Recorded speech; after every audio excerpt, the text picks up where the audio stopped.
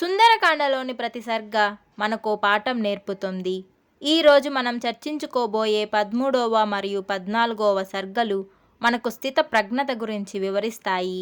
13వ సర్గలో హనుమంతుడు ఎదుర్కొన్న మానసిక సంఘర్షణ, ఒక కార్యసాధకుడు కష్టాలలో ఉన్నప్పుడు ఎలా ఆలోచిస్తాడో వాల్మీకి మహర్షి అద్భుతంగా వర్ణించారు.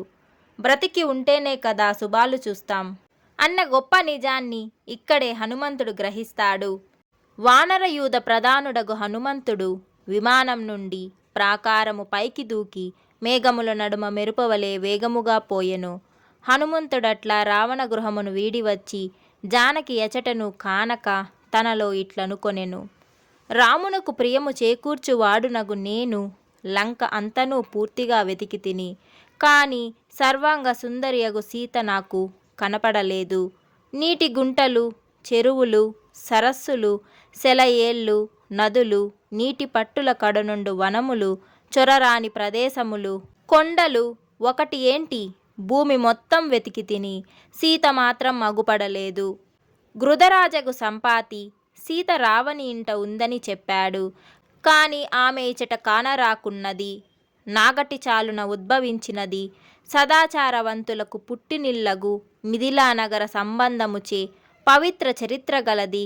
కర్మిష్ఠుడగు జనకుని కూతురగు సీతాదేవి కామ పరవశై రావణుని చేరునా చేరదు.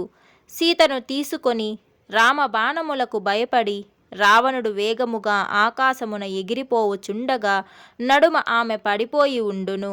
లేదా సిద్ధులు సంచరించు ఆకాశ మార్గమున సీతను కొనిపోవుచుండగా నడుమ సముద్రమును చూచి ఆమె హృదయము జారిపోయి ఉండును.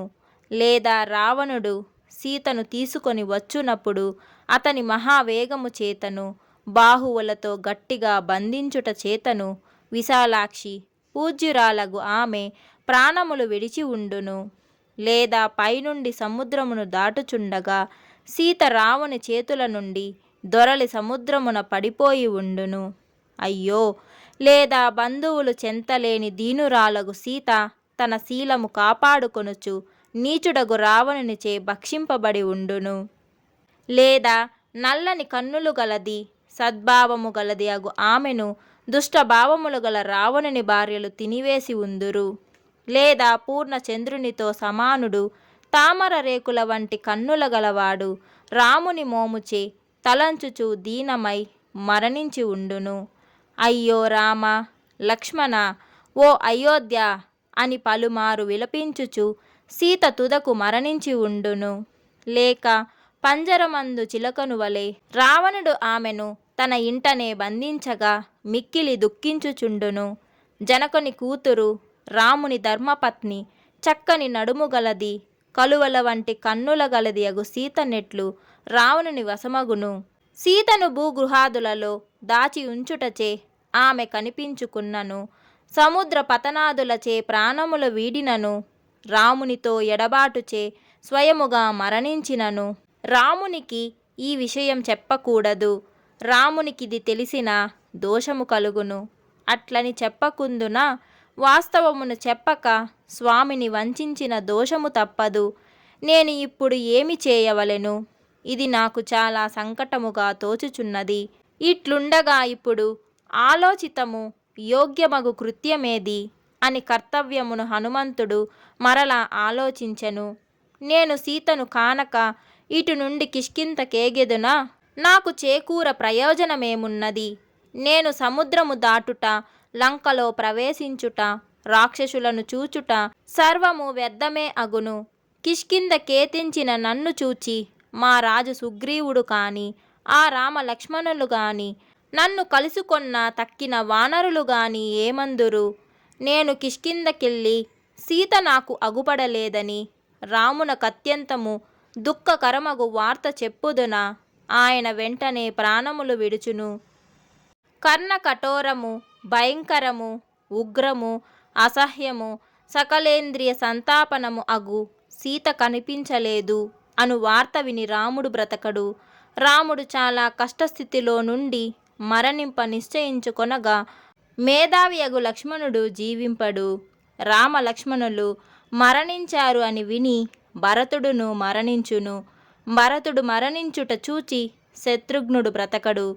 తమ కుమారులు మరణించగా చూచిన తల్లులగు కౌసల్య, సుమిత్ర, కైకలను జీవింపరనుట నిస్సంశయము. కృతజ్ఞుడు, సత్యసంధుడు, వానర రాజగు సుగ్రీవుడు రాముని ఆ దురవస్థను చూచి వెంటనే ప్రాణములు వీడును. అప్పుడు పతివ్రతయగు రుమయు భర్త శోకముచే మనస్సు చెడి బాధ నొంది ఆనందము లేక దీన అయి మరణించును. వాలి మరణముచే మున్నే దుఃఖ పీడితమైన తార రాజు కూడా మరణించుచో తప్పక ప్రాణములు విడుచును. తల్లి తండ్రులు మరణించి సుగ్రీవుడు నశింపగా కుమారుడగు అంగదుడు మాత్రమెట్లు జీవింపును. తమ ప్రభువు మరణించనేనని తెలిసి శోకపీడితులై ఒడలు తెలియక వానరులను పిడికిళ్లతో కొట్టుకొని రాళ్లతో తలలు బాదుకొని మరణింతురు. మంచి మాటలతో బహుమానములతో మన్ననతో సుగ్రీవుడు లాలించిన వానరులు ఆయన లేక జీవింపరు. సుగ్రీవుని ఎడబాసిన రావణ శ్రేష్ఠులు అరణ్యమందుగాని కొండలపై గాని గృహదులందుగాని కలసి క్రీడింపజాలరు. తమ ప్రభువు మరణించెనను దుఃఖము పీడించగా వానర శ్రేష్ఠులు తమ ఆలు బిడ్డలతో మంత్రులతో కూడా కొండ కోనల నుండి సమతలముపై లేదా ఎగుడు దిగుడు నేలపై పడి మరణింతురు. విషము తాగియో ఉరి పోసుకొనియో అగ్ని ప్రవేశము చేసియో ఉపవసించియో ఆయుధములతో పొడుచుకొనియో వానరులు చత్తురు. కావున నేను కిష్కిందకు పోవుటచే ఇక్ష్వాకు వంశము వానర సమూహము నశింపగా భయంకరమగు రోదనమే మిగులును. కావున నేనిట నుండి కిష్కింద నగరానికి పోజాలను. సీతాదేవిని చూడక నా ప్రభువగు సుగ్రీవుని చూడజాలను. నేనిట నుండి పోవక ఇచటనే ఉన్నచో ధర్మాత్ములగు మహారథులగు రామలక్ష్మణులు మంచి మనస్సు గల వానరులను సీతాదేవిని చూడగలమను ఆశతో జీవింతురు. సీతాదేవి కనిపించకపోయినచో నేను చేతి కందినది నోట పడినది మాత్రం తినుచు వృక్షమూలమున నివసించుచు వానప్రస్థుని జీవితం గడిపెదను. లేదా అధికముగా దుంపలు పండ్లు జలములు గల సముద్ర తీర ప్రదేశమున చితిపేర్చి ప్రజ్వలించు అగ్నిలో పడిదెను. లేదా ఒకచోట కూర్చుండి నేను సన్యాసమవలంబింపగా నా శరీరమును కాకులు మున్నగు పక్షులు పులులు మున్నగు జంతువులు భక్షించును. ఇది మహర్షులు ఉపదేశించిన మరణ మార్గమని తలంతును. సీతను చూడకున్నచో నీట మునిగినైనా మరణింతును. ఈ రాత్రి మొదట లంకాదేవతను గెలుచటచే శుభారంభము కలదైనది. నా సీతాన్వేషణమున కనువుగా వెన్నెల కాయుటచే సుందరమైనది. హనుమంతుని సీతాన్వేషణమునకు సహకరించెనని జనులు పలుమారు చేయు కీర్తియే మాలగా కలది. హనుమంతుడు లంకలో ప్రవేశించిన రాత్రి అని ప్రసిద్ధమైనది. జాగారముచే ఎంతకునో తెల్లవారని ఈ రాత్రి ఇప్పుడు సమాప్తమైనది. ఇట్లి రాత్రి శుభకరమైనను సీత అగపడక నాకు నిష్ఫలమే అయినది. లేదా నియమముతో ఏ చెట్టు కిందనో నివసించుచు తాపసపడు నయ్యదను. సీతాదేవిని కానక ఇట నుండి వెనకకు మాత్రం పోవజాలను. సీతాదేవి ఉనికి తెలిసి కొనక నేనిట నుండి వెడలుదునా? అంగదుడు తక్కిన వానరులను బ్రతకరు. మరణించుచో బహుదోషములు కలుగును. అట్లు కాక జీవించుచో శుభములు చూడవచ్చును. కావున నేను మరణింపను. జీవించుచో తప్పక శ్రేయము కలుగును. ఇట్లా కపిశ్రేష్ఠుడగు హనుమంతుడు మాటిమాటికి పరివిధములుగా మదిలో దుఃఖము నిలుపుకొని శోకము నుండి బయటపడడయ్యను. సీత విషయము ఇట్లుండుగాక మహాబలుడు దశగ్రీవుడగు రావణుని వధింతును. దీనిచే వైరమునకు ప్రతీకారము కాగలదు. లేదా రావణునెత్తుకొని సముద్రం మీదుగా వెడలివచ్చి అగ్నిహోత్రమును పశువును సమర్పించినట్లు రామునకిత్తును అని అట్లు సీతను కానక చింతించుచు ఆ విషయమునే మదిలో ఎడతెగక భావించుచు హనుమంతుడు మరలా ఇట్లా ఆలోచించెను. కీర్తిశాలినియగు సీత అగుపడనంత వరకు నేను మాటిమాటికి ఈ లంకాపురిలో వెదికెదను. సంపాతి చెప్పెను కదా అని రాముని నెటకు కొనివత్తున రాముడు భార్యను చూడనిచో వానరులనెల్లా కాల్చివైచును. కావున నేనిచటనే ఆహార నియమము పాటించి జితేంద్రియుడనై నివసించుతును. నాకై వానరులందరూ నశింపరాదు. ఈ అశోకవనము పెద్ద పెద్ద చెట్లతో కూడి ఉన్నది. సీత ఇక్కడ ఉందేమో చూచెదను. ఈ వనమంతా వెతికెదను. వసువులను, రుద్రులను, ఆదిత్యులను, అశ్వినులను, వాయువును నమస్కరించి రాక్షసుల శోకము పెంపొందించు అశోకవనమున కేగెదను. సకల రాక్షసులను జయించి తపస్వికి తపస్సిద్ధిని వలె రామున ఇక్ష్వాక వంశము ఆనందింపచేయు సీతాదేవిని సమర్పింతును. మహా తేజస్శాలి వాయుపుత్రుడగు హనుమంతుడు చింతచే ఇంద్రియములు కలతనొందగా ఒక్క ముహూర్తకాలమిట్లు తలపోసి లేచి నిలబడెను. రామలక్ష్మణులకు సీతాదేవికి నమస్కారము. రుద్ర, ఇంద్ర, యమ, వాయువులకు నమస్కారము.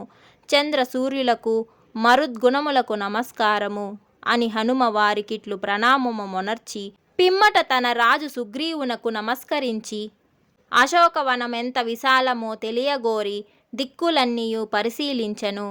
హనుమంతుడట్లు ముందుగా మనస్సు చేతనే శుభకరమగు అశోకవనమున ప్రవేశించి అనంత కర్తవ్యం ఆలోచించెను. ఈ అశోకవనమున తప్పక చాలామంది రాక్షసులుందురు. వృక్షములను విస్తారముగా ఉండును. దున్నుట, గడ్డి, మున్నగువని తీసివేయుట వంటి సంస్కారములు చేయబడిన ఈ అశోకవనమున నేను తప్పక సీతను వెతకవలసినదే. తప్పక రాక్షసులిచట వృక్షములకు కావలి ఉందురు. సర్వాత్ముడయ్యు వాయువిచట మెల్లగా వీచునే కాని అమితముగా చెట్లను కదల్పడు. రామకార్యము సాధించుటకును రావణునకు కనిపించుకుండుట కొరకును నా శరీరమును సూక్ష్మముగా చేసుకొంటిని. ఇంక దేవతలు, ఋషులు నాకు కార్యసిద్ధిని చేకూర్చుదురుగాక. తనంత తానే జన్మించిన భగవంతుడగు బ్రహ్మయు, దేవతలను, అగ్నియు, వాయువును, వజ్రాయుధము దాల్చిన దేవేంద్రుడును, పాసము చేత ధరించిన వరుణుడును, సూర్యచంద్రులను, మహాత్ములగు అశ్విని దేవతలను, మరత్తులను, శివుడును నాకు కార్యసిద్ధిని కలిగింతురుగాక. సకల భూతములను, ఆ భూతములకు ప్రభువు అగు విష్ణువును నాకు సిద్ధిని చేకూర్తురుగాక. అట్లే నా కగపడని మార్గముందుండు తక్కిన దేవతలను కార్యసిద్ధిని కలిగింతురుగాక. ఉన్నతమైన నాసిక కలదియు, తెల్లని పలు వరస గలదియు, ఏ దోషమును లేనిదియు, తెల్లని చిరునగువు కలదియు, తామర రేకుల వంటి కన్నులు గలదియు, నిర్మల చంద్రుని వలె తన దర్శనముచే ఆహ్లాదము కలిగించునదియు అగు సీతాదేవి ముఖము ఎప్పుడు దర్శింతును?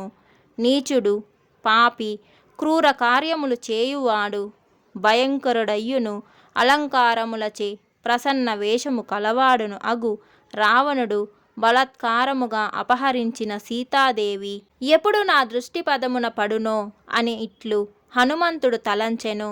ఇట్లు వాల్మీకి మహర్షి రచించిన శ్రీమద్ రామాయణమున సుందరకాండమున 13వ సర్గము. జై శ్రీరామ్.